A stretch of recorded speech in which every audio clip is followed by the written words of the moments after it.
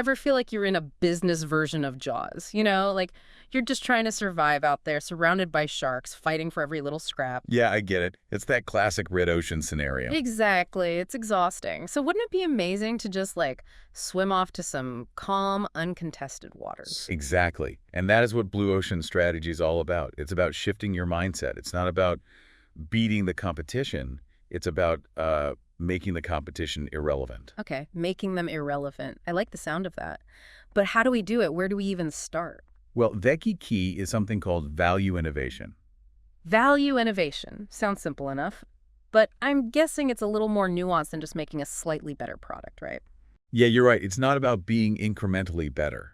It's Oh. about creating so much value for the customer that it renders the old way of doing things, obsolete. Okay, I'm starting to see the picture here. So, like, what would be a good real-world example of that?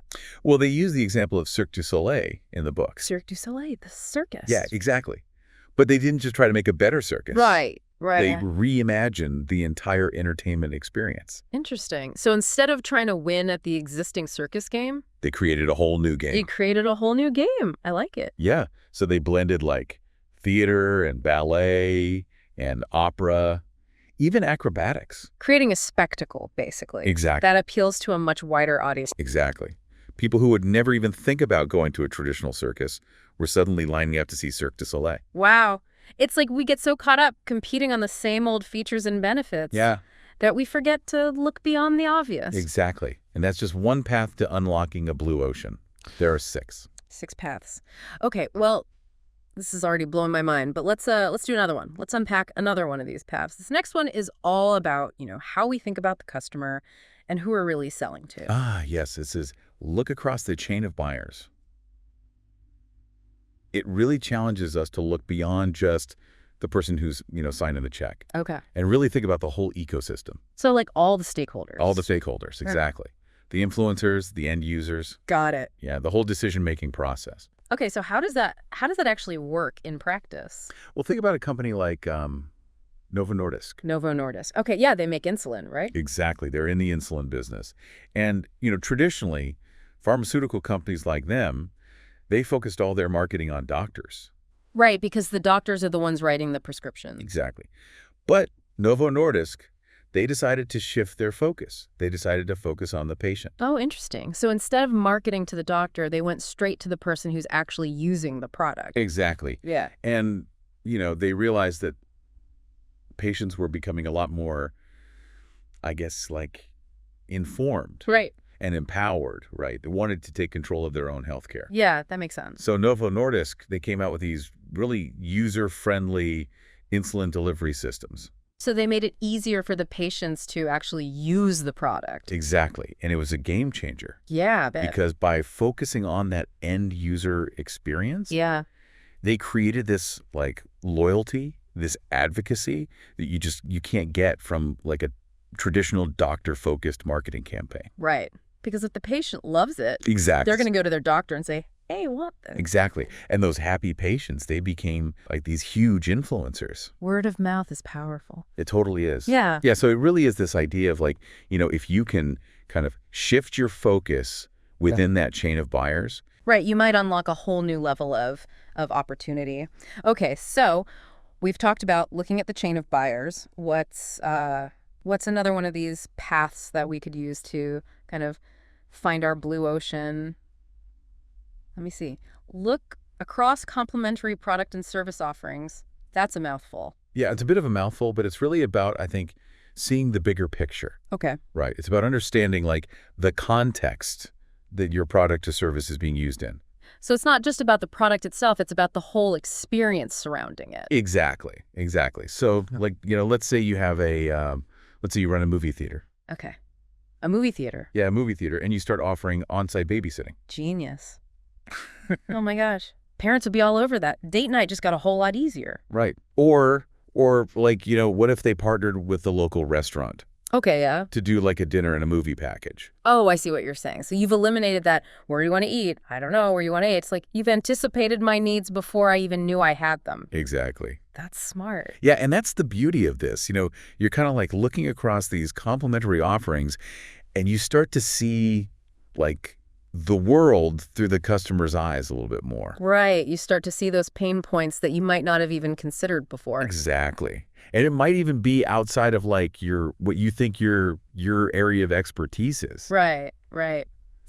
Okay, yeah, that's a good one. What would be another example of this? Well, this one I think you'll like, Dyson. Dyson, the vacuum cleaner company. Yeah. Yeah. And they just kind of stepped back and they said, okay, what do people hate about vacuum cleaners? What do people hate about vacuum cleaners? Changing the bag. Yes. Oh, it's the worst. The worst. So what did they do? They got rid of it. Okay, yeah, they got rid of the bag. They got rid of the bag. And they created a whole new category of vacuum cleaner. Exactly. And it's so simple. It is. It's so simple, but it's like, why didn't anyone think of that before? Exactly. So are you saying that sometimes the simplest ideas are the most revolutionary? Often. Yeah. They really are. Okay, so we're looking at the bigger picture. We're looking for those complementary offerings. This is like next level stuff. Okay, what's path number 5?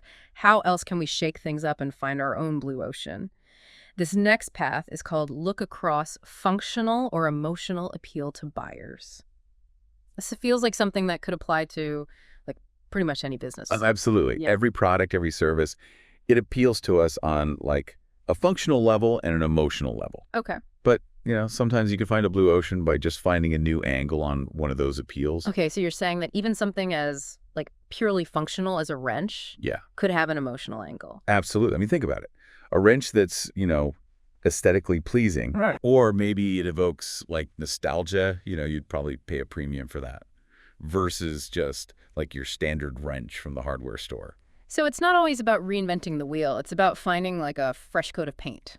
Yeah, there you go. Yeah. That's a great way to put it. And this path, it's about challenging those traditional ways of thinking in your industry. Like if everybody's focused on functionality, could you inject, a little bit of emotion? Right. Or if everybody's competing on emotion, maybe you go like the stripped down, value-driven route. Right. Okay. I like that. Yeah. And it makes me think of like Apple and iTunes. They didn't just come out with like another clunky MP3 player. No, they didn't. Yeah. Back then, digital music was all about functionality, right? Like Yeah. how many songs can I cram onto this Right. disc? Exactly. And Apple said, no, no, no.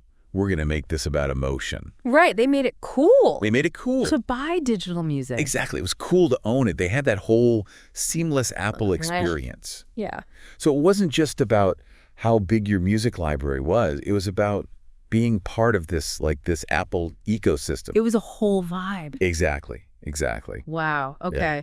So we've covered a lot today. We've talked about like reinventing the circus. We've talked about reimagining the insulin experience. Yeah. It's been quite a journey. It has. So for our listeners out there, for those who are still, swimming in those shark-infested waters, feeling stuck in that red ocean, Yeah. what's the one thing you hope they take away from this conversation about blue ocean strategy? That nothing is set in stone.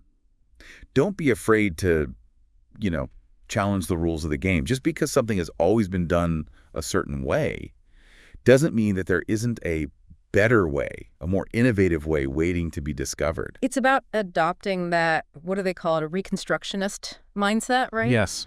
Seeing limitations as opportunities, not roadblocks. 100%. And remember, creating a blue ocean, it doesn't have to be about like disrupting entire industries. Right. Sometimes it's about those small but meaningful ways that you can differentiate yourself, that you can offer a level of value that your competitors, they haven't even thought of. It all starts with asking the right questions, right? There you go. What if we did things differently? What if we looked beyond the obvious? Yeah. What if we stopped trying to, out-compete and we started out-creating? I love that. Yeah. Out-creating instead of out-competing. And that's the beauty of Blue Ocean strategy. It gives us permission. It empowers us to chart our own course. You don't have to wait for somebody to tell you what to do. You can go out there and you can create your own blue ocean. You can find that nice, calm, uncontested market space Exactly. where you can thrive. So if you're feeling stuck, take a step back, re-examine your assumptions, and just dare to imagine a different way. Yes. Who knows? You might just find a blue ocean right under your nose. You just might. And remember, the most dangerous phrase in business, maybe even in life, is, but we've always done it this way. Ooh, that's a good one. I like that. So embrace the unknown, challenge the status quo, and get ready to dive into the blue. Until next time, everybody, happy